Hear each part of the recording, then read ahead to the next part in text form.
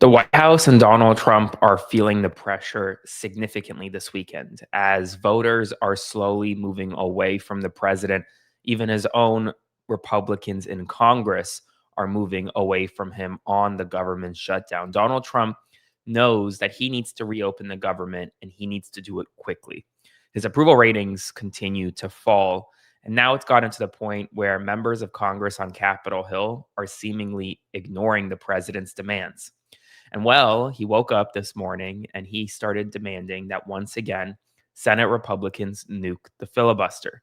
But he also went so far as suggesting that the money that senators send to private insurance companies for the Affordable Care Act should instead be sent directly to Americans, billions of dollars directly sent to Americans, moving the country closer to a single payer universal healthcare system. I never thought that those words would be coming out of my mouth as it relates to Donald Trump. And yet here we are. Because it really seems as though we have a president who is trying to appease the masses, especially as his own party is slowly rebuking him, both publicly and behind the scenes. Poll after poll is showing that Republicans, Democrats, and independents, while they don't agree on much, they do agree on one thing. And that's that the government shutdown is the fault of Republicans in Congress. Not even just the fault of Trump, but primarily the fault of folks like Mike Johnson, John Thune, and senators and House members in Congress. They are increasingly blaming those on the right because the right controls the institutions. The right controls the House, the right controls the Senate, and the right controls the White House. And so voters naturally are blaming the right.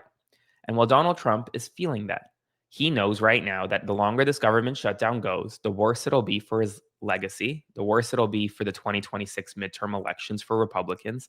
And he's not dumb. He knows that if this government shutdown prolongs and voters continue to feel the impacts of a government shutdown, then Donald Trump's presidency will effectively be slashed in half.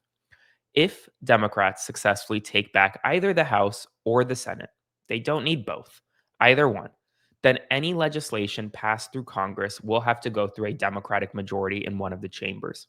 And ultimately, the White House will not be able to get anything passed, anything done, if Democrats just retake the House or the Senate. And if they retake both, then yes, he is worried about possible impeachment and removal proceedings, although we're a ways away from that.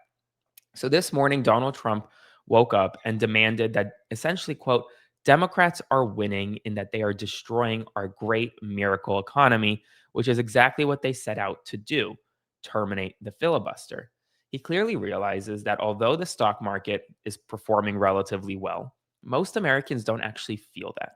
Because in a country where 42 million Americans right now do not have access to full SNAP payments, it is very dystopian to suggest that we have a great economy when prices continue to go up, food assistance isn't being paid out, and yet the wealthiest are still making money in a stock market that is not reflective of what actual Americans are feeling on a day-to-day basis.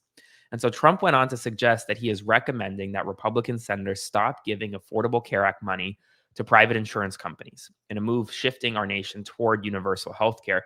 Although such a plan would never pass the Senate, he said, quote, I'm recommending to Senate Republicans that hundreds of billions of dollars currently being sent to money sucking insurance companies in order to save the bad health care provided by Obamacare be sent directly to the people so that they can purchase their own much better healthcare and have money left over. In other words, take from the big bad insurance companies, give it to the people, and terminate per dollar spent the worst healthcare anywhere in the world. Obamacare, unrelated, we must still terminate the filibuster. Before I continue, please consider subscribing to support my work or sending a one-time donation via Venmo to Aaron-Parnas. And it's gotten so bad that while Donald Trump is actually planning on heading to Palm Beach this weekend, he is demanding that senators stay in Washington, D.C., telling senators, quote, the United States Senate should not leave town until they have a deal to end the government shutdown. If they can't reach a deal, the Republicans should terminate the filibuster immediately and take care of our great American workers.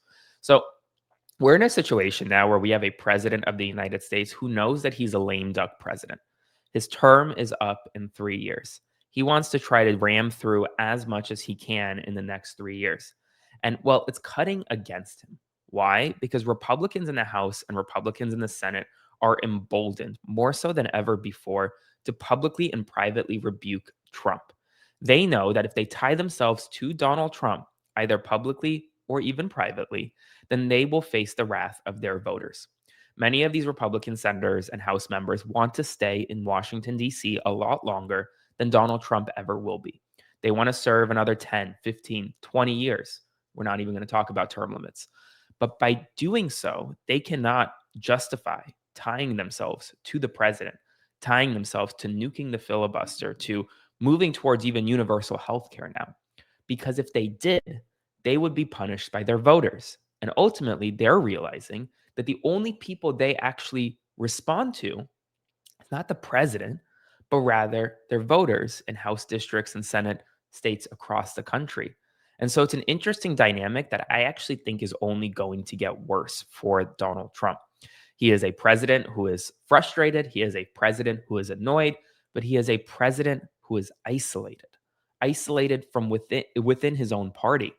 And as his own party moves away from Trump and Trumpism, we have a president lashing out from the halls of the White House. Now, because the government shutdown has continued, Adelita Grijalva is a storyline that we cannot stop talking about. In 39 days, she has not been sworn in. She has been elected as a Congresswoman elect for nearly 50 days. She won by a wide margin. House Speaker Mike Johnson continues to refuse to swear her in to this day. And the reason why is because she would be the 218th signatory on a discharge petition to force the release of the Epstein files. And we learned today, according to new reporting from NBC News, that Ghislaine Maxwell, Jeffrey Epstein's accomplice, convicted sex trafficker, in newly released prison emails show that she is far more comfortable and upbeat since being transferred to a minimum security Texas prison camp, a move that has sparked congressional investigations and anger from within, from staff, from inmates, local residents, who say that she is receiving unusual privileges and attention despite BOP rules that normally bar sex offenders from such facilities. So that's an interesting and urgent storyline in all of this, that you have a convicted sex trafficker associated with Jeffrey Epstein receiving special treatment while a member of Congress is not being sworn into office to help her constituents during a government shutdown because she wants to get to the bottom of why this convicted sex trafficker was transferred in the first place. And that's another thing, both internally and externally. Mike Johnson, the Republican leader, is facing significant pressure on from his own party. We're going to have a very interesting weekend.